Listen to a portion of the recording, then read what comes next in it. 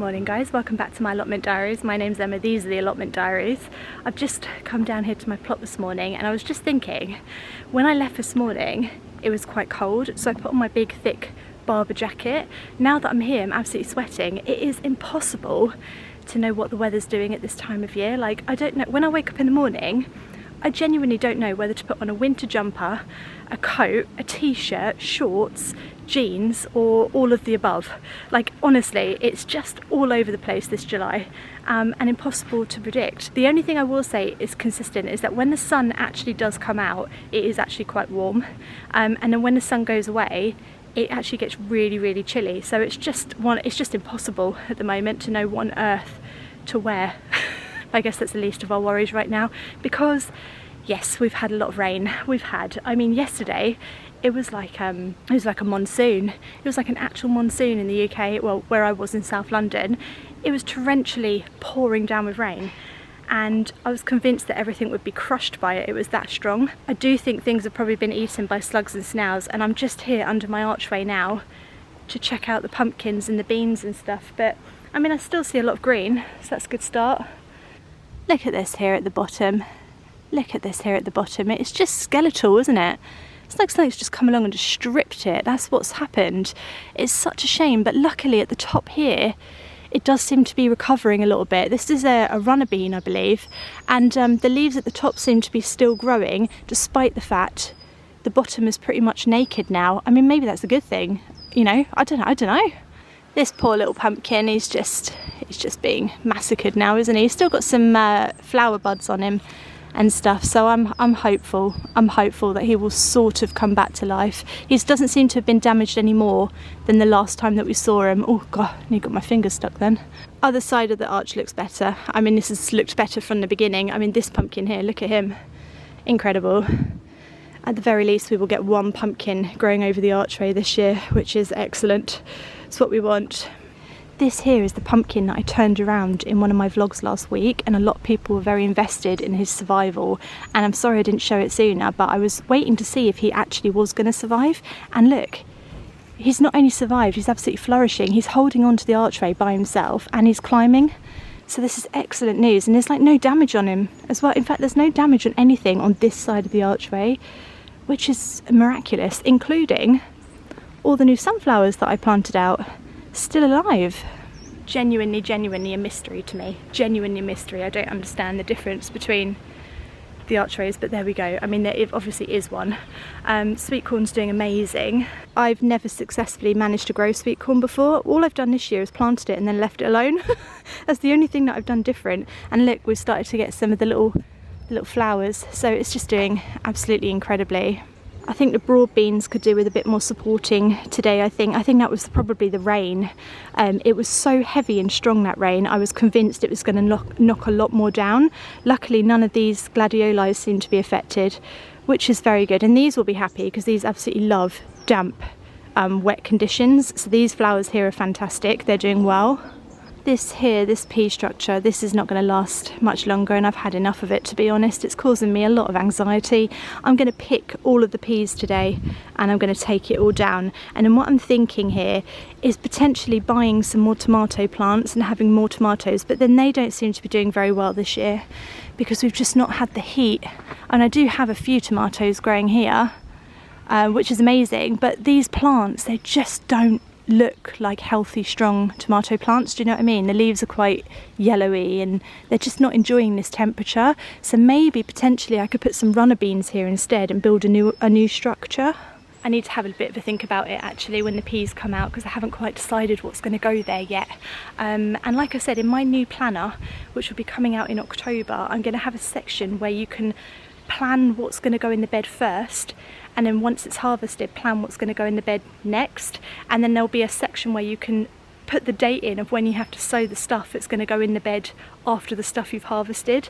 God, that is such a mouthful. I need to find an easy way of saying it. But you know, like when you take something out and then the bed is empty and then you don't know what to put in and you haven't started anything yet from seed, so you've got nothing to go in it straight away.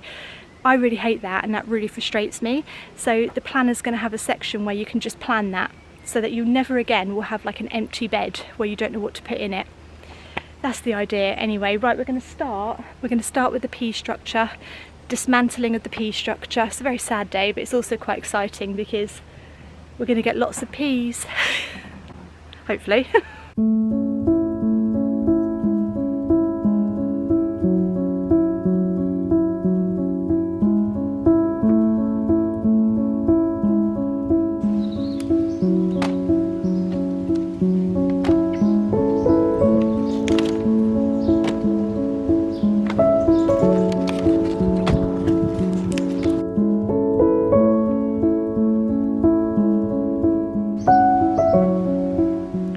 Don't want to get rid of this pea structure. I think I was a bit hasty with I'm just going to tear it down and put something else here. I've just got I'm just getting the biggest harvest in the world, and I love peas.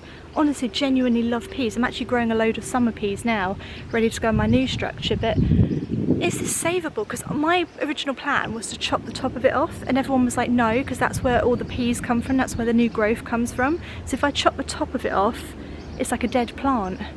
You know, it's times like this where I always think, what would Monty do? What would Monty do? What would Alan do in a situation like this? But I don't think they'd get themselves into this situation. I think they would have made the structure better to begin with. So I'm not sure what they would do. I think they'd probably just laugh, to be honest. Would they do that? I don't know. I don't know what they would do. But I don't want to ruin it. I don't want to lose it. But I don't know what to do with it. I don't know how to make it stand upright. Oh, it's so annoying. Structures, I hate structure making. I need to get it to stand upright more. Hang on, Einstein.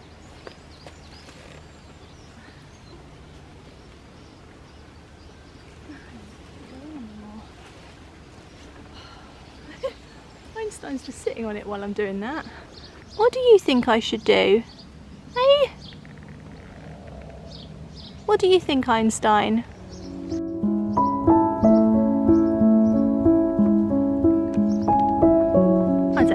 I don't know. When I can't answer my own question, that's when I know I'm in trouble.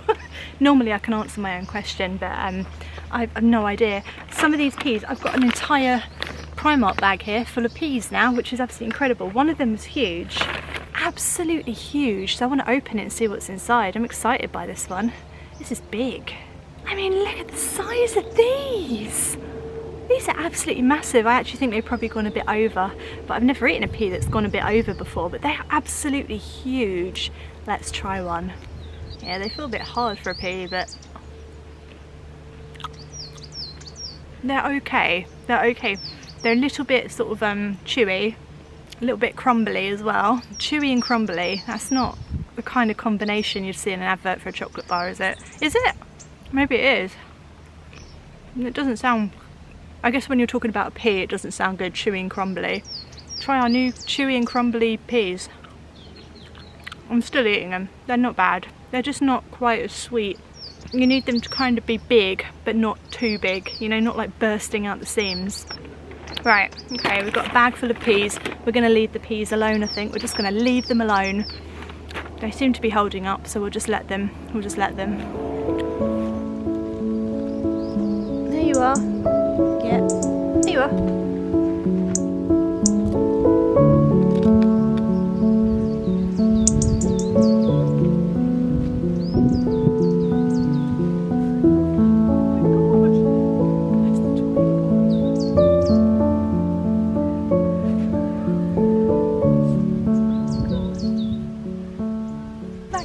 Walked down the plot with the twine stuck to my foot, and it's like never ending. Look, never ending.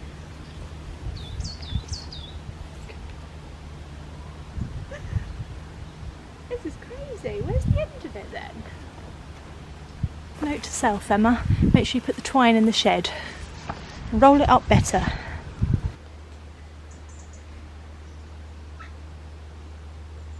So the broad beans are slightly worse than I thought they were. They really have just like crumbled in the middle. I'm not sure what's happened here. It looks like something's come in and sat. It wouldn't surprise me if a fox has just walked in and just sat in here. That wouldn't surprise me at all, but I don't know if that's what's happened.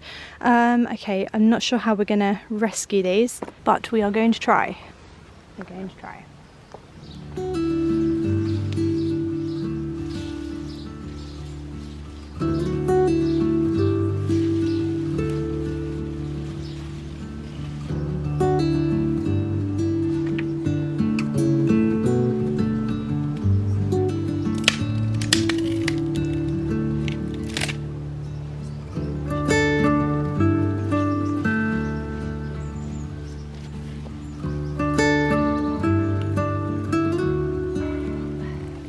be really fun to impale myself on. Twine around.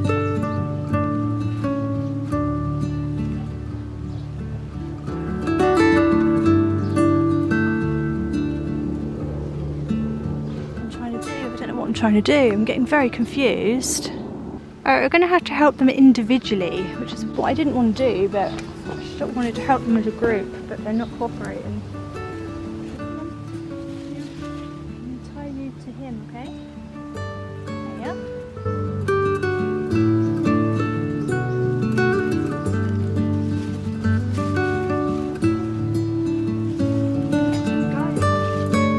Let him go, fine.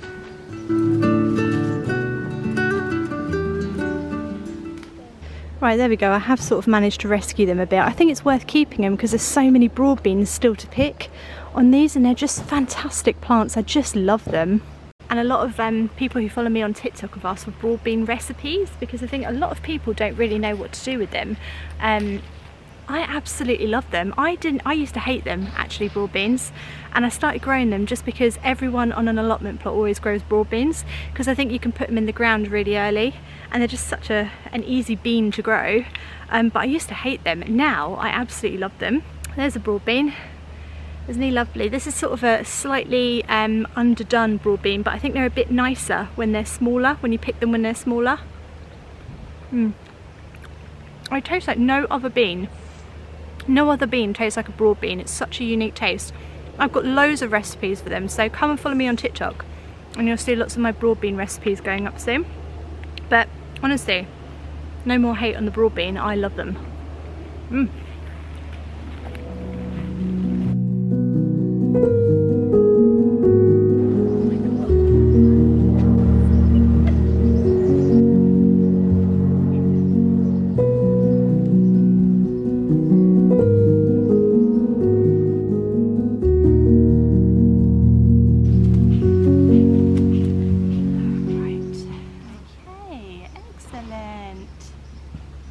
I've got some more carrot seeds.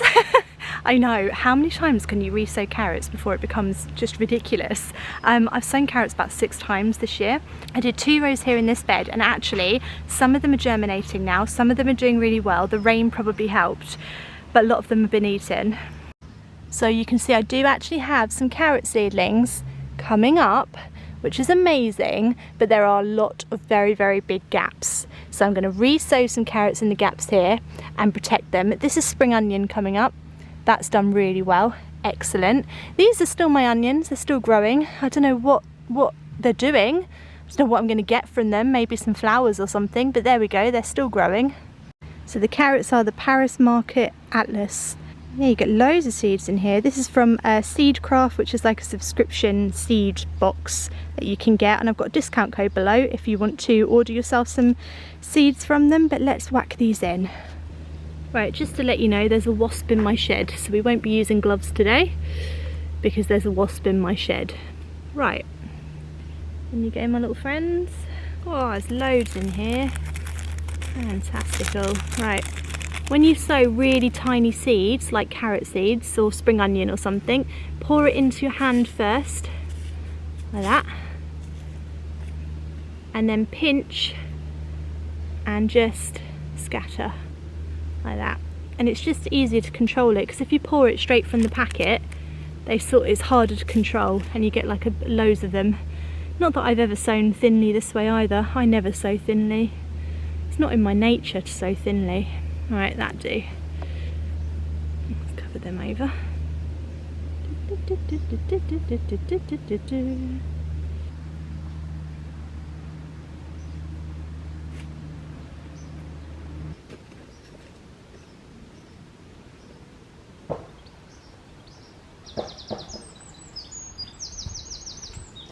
Right, so I've been sent a new product from Andermatt Home and Garden. I sent this for free to review. It is a new slug and snail deterrent. So it's basically made from wool. It's wool pellets, They're completely biodegradable, they're obviously wildlife friendly, and they're supposed to just stop the slugs and snails from getting to your crops. So I thought I'd give them a go. I have used their slugless before, and in other years it has worked. This year the slugs have just been absolutely relentless, and nothing I've used seems to have worked really effectively. So when they said they'd send me this, I was just like, yeah, okay, send me it. Let me have a go, because I'll try anything right now. So it's made from waste wool, straw and wood. It's completely safe to children, pets or wildlife. And it just basically, they don't like going over it, they don't like crossing the barrier. So I'm really hoping this works against them, but I'm going to try it because, you know, we've got to just keep trying these things. One day we'll find something that works.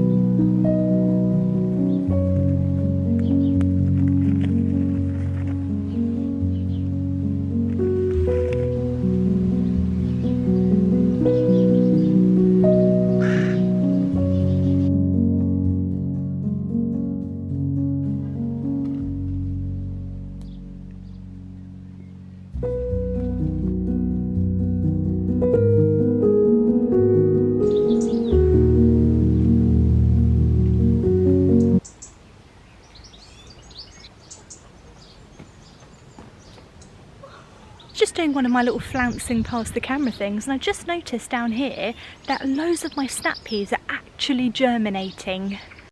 All along here, these are all snap peas, and very healthy ones might I add, and then along the other side over there, a whole row of snap peas, and they're going to go up this mini pea structure that I built them, because I don't think snap peas get too high, if I remember right. I probably remembered completely wrong. But anyway, yeah, all the snap peas are germinating, which is just fantastic. They're one of my favourite peas. I've actually grown a load more at home as well, so I don't know where they're going to go. Maybe up the archway, to be honest. I might just bit of filler up the archway, have some snap peas on the bottom or something. I don't know. That's very exciting. So we've actually got snap peas. My whole mantra this year has just been to keep whacking stuff in, and it seems to be paying off, because although a lot of the things are dying, a lot of the other things I'm whacking in are actually working, which means I've got a lot growing. Does that make any sense? These pumpkins doing good, this doing good, this doing good. And then hidden in here, in these weeds, is a little courgette that I planted. Very exciting. Oh, and a little friend to greet us. Are you alright in there, mate? You making yourself at home, are you? I've hidden this courgette in the hope that nothing would find it. He's obviously found it. But under here you can see, look, I've got a few. Oh look, there's another one on there. Oh, you little buggers. But these are little round courgettes, aren't they lovely? I wonder if that one's ready. No, I reckon that one could get a bit bigger. They're like little round yellow courgettes. Very, very cute. I'm going to have to remove all these slugs in a second. But the plant's doing really well. And the nasturtiums are starting to climb over the arch a little bit here and stuff. And I've got all the runny beans as well. So it's doing quite well over here.